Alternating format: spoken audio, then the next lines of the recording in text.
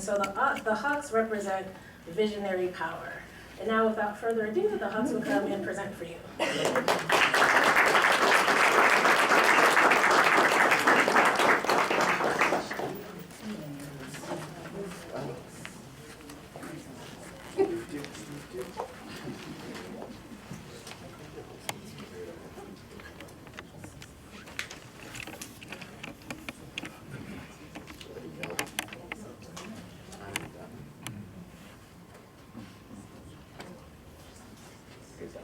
Oh.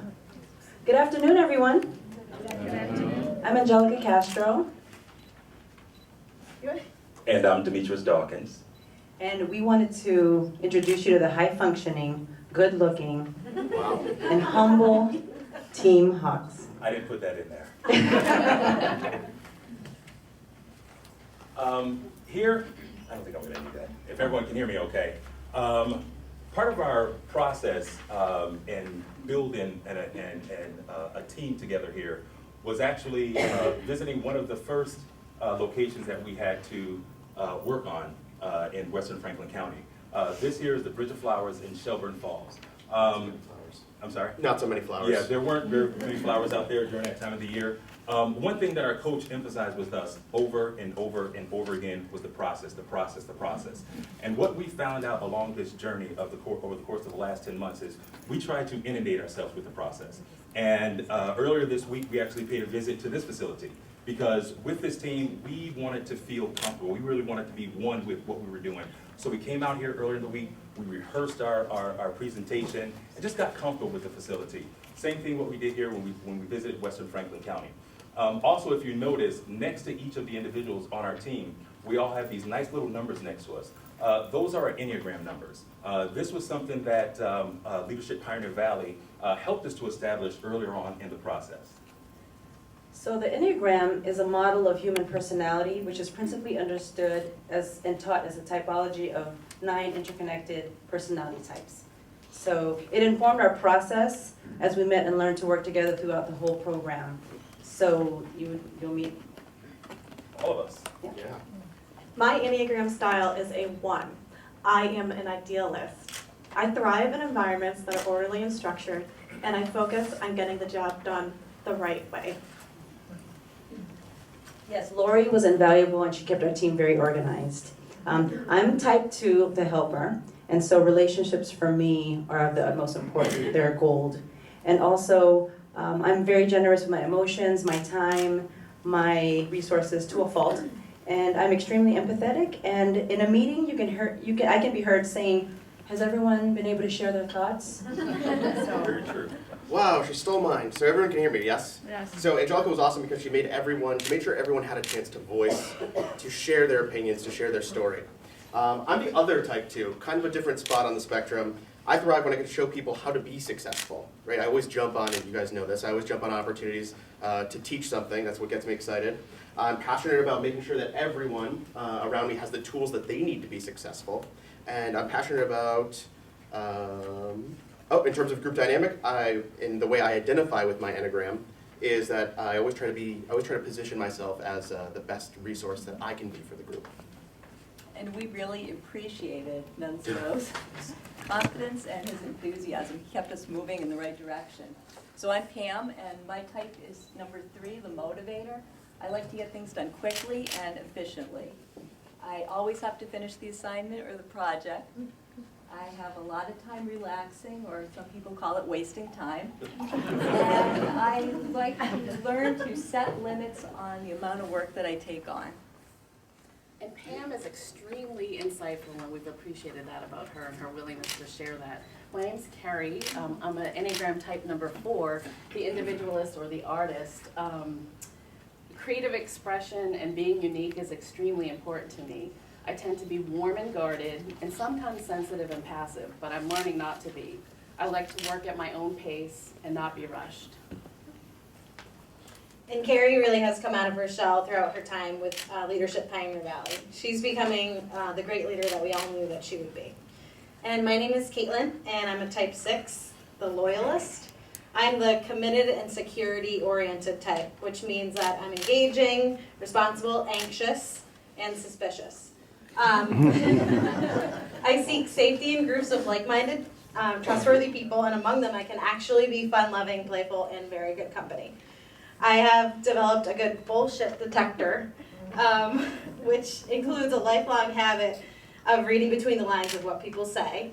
And I exhibit a wide range of behaviors which are rule-oriented, analytical, and prone to powerful feelings of guilt. Confusing. And I'm Demetrius, I'm a number 7, and Carrie has a fantastic doodle. Caitlin, what did I say?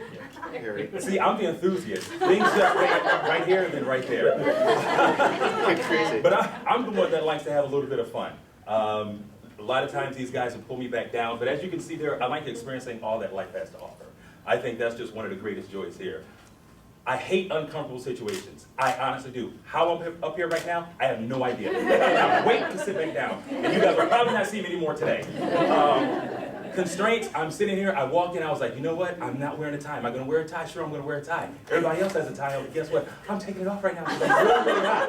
So, I'll get that later. And I just love being free from boredom. I can't stand boredom. If I'm bored, I'm gonna lose it. So, that's it. I'm a number 7. You can't see that there. So if you haven't already discovered, Demetrius's enthusiasm is contagious, and he can always be depended upon to lighten the mood with his wit and humor. Now that you all know a little bit about Enneagrams, and you realize that we all have different numbers with the exception of Angelica and Nunzio, this is important to acknowledge because it forms the basis for our individual working styles, our values, our strengths and weaknesses, and it affects how we work together. I'm going to begin by telling you about Human Resources Unlimited. Then we'll take you through the process of how we selected HRU's project, challenges we faced and how we overcame them, and briefly explain the marketing analysis and action plan that we created for HRU. HRU is a nonprofit organization located in Springfield. This year, they are celebrating their 45th anniversary of helping to improve the lives of the disabled and disadvantaged. HRU's services are predominantly provided throughout Western Massachusetts, but also include Southbridge, Mass. And Hartford, Connecticut. Through their diverse programs, HRU connects the disabled and disadvantaged with the tools, resources, and skills to obtain employment and lead independent lives. HRU requested that we create a Stigma Buster campaign to raise awareness about the myths associated with the mentally ill and to create awareness of their services. Our goal was to help HRU increase the number of partnerships with local organizations who will employ their program members. So I just wanted to share something called Open, Narrow, Close that our team used as a selection process. And so it's a facilitative brainstorming process that allows for everyone to share their ideas. And so as a type 2, I really appreciated that. And from that, as a team, we were able to decide on helping HRU create a media campaign. The team did a lot of researching behind the scenes to develop an understanding of HRU's current process. We didn't want to create something that they already had available to them. So we created an action plan to give HRU management a recipe for success. And that included suggested resources to utilize and maintain an updated marketing plan, how to better leverage their social media, and a video outline that includes a list of interviewees, employers, and HRU members, a list of interview questions to drive the overall story, and established a relationship with a professional production team to create a video. To get our result, the Hawks team thought a lot about process, which included making plans, scheduling meetings, having open discussions, coming to a consensus. We tried to leverage the leadership skills we learned in our challenge and field days to execute the project in the best and smartest way. However, we did encounter some challenges along the way. And some of those challenges just happen to deal with what you see here, timing, effort, and team alignment. As you know, when you get a group of people together, and as you saw earlier with our various Enneagram numbers, you have different personalities. Different folks have different ways of listening, absorbing information, regurgitating information, and interpreting information. So obviously, some of those things will play, into a decision-making process. We received our project in January of this year, and we were working diligently together to come up with an project, and we had the opportunity to meet with Margaret at HRU to give us a better idea of what they were looking for and how we can pull ourselves together to make that happen. I think one of the challenges that we came into was we had such a grandiose idea in terms of what we wanted to deliver for them. The video presentation, the whole 9 yards, the marketing plan. With the limited amount of time we had to scale that back a little bit, and rather than giving them the full package, we had to give them an executive summary in terms of next steps, some of the actionable items. And we actually have a meeting with them on tomorrow to present that to HRU, to discuss that a little bit further and how best to carry on with that process. Okay, so to kind of piggyback on that, so we weren't able to get to the heart of creating this big campaign with lots of multimedia assets for them because of those some of those challenges. But part of the deliverable that we are giving them is a turnkey system, essentially. We've built the framework for them to just pick up and use and reuse if they choose to when they're trying to get more of their messaging out into the communities and in front of their respective stakeholders. We created those lists of questions. We vetted possible members and possible employers that would share the same kind of stories that would tell the messages that HRU wanted to tell. We also worked to find that media production company. So it was quite an interview process. We wanted to make sure that that company, those individuals would understand HRU's mission, be able to work well as a good fit for HRU, and that could work within budgetary constraints for them.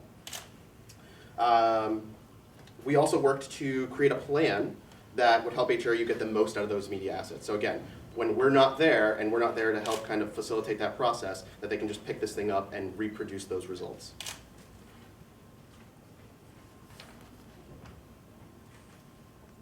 So the sustainability for our project, we are going to encourage them to continue with a lot of what they're doing now with their marketing meetings. But to achieve sustainability, it must be reliable, it must be replicable, and it must be measurable. And the outcomes must be confirmable. And we believe that the marketing analysis and the action plan that we provided to HRU will achieve them in their endeavor to get more people involved. So next steps, as Demetrius mentioned, that we'll be meeting with them tomorrow, and we'll be presenting the marketing analysis and action plan, and also introduce them to Solo Productions, the videographer, so they can move forward with making a video. And lastly, we have executive summaries available if anyone would like to take a look at them. We'll have them available somewhere. They're in the foyer on the small little brown table. There's a unique group of individuals in this room today, representatives from companies, government agencies, and various service organizations throughout the valley. When considering our presentation, one of the most important things we felt we could do was use this platform as a call to action. We ask each of you to consider partnering with HRU as a source of employees for your organization. We have with us today HRU's Director of Mental Health Services, Ms. Margaret Jordan. I'm sure she would be happy to speak with you at the end to consider any partnerships. Hey Hawks, what have you learned? Wow, where'd that come from? Trust the process. I think one thing that I took away from the program this year, importantly for me, was it's almost impossible to make a decision or a proper decision without having all the information. And I think on one of our field days, we had talked about going back to the balcony. If you're down there, you're ready to make a decision, but you're not quite sure, just take a step back, go back to that balcony and just take a look and make sure you have all the information. Make sure that everything needed has been gathered for you to make an informed decision. I learned that no matter what a fabulous team you have, it's great to have an even more amazing coach. So we'd like to introduce you to our coach, Kelvin. Thanks for having us. Process, process. One of the tools that LPB introduced me to is called the team leadership model. And we're getting a cue card. So the team leadership model evaluates your team performance using 7 stages. And I've used it to evaluate 2 volunteer committees that I was in that weren't functioning very well. And it helped to make those teams function better. No, I don't need that. I'm going to stick with my trust the process comment. That's what I got out of it. Because of LPB and especially my team, I've learned to see myself as a leader. At the beginning of the program, I had a hard time calling myself, identifying myself as a leader. Because of this program, I am more confident, less shy, and more bold about naming and claiming my talents.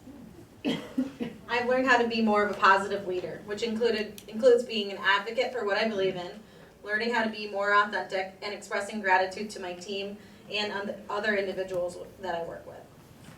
And I've learned not to rush the process and to actively listen to everyone on the team. Thank you very much.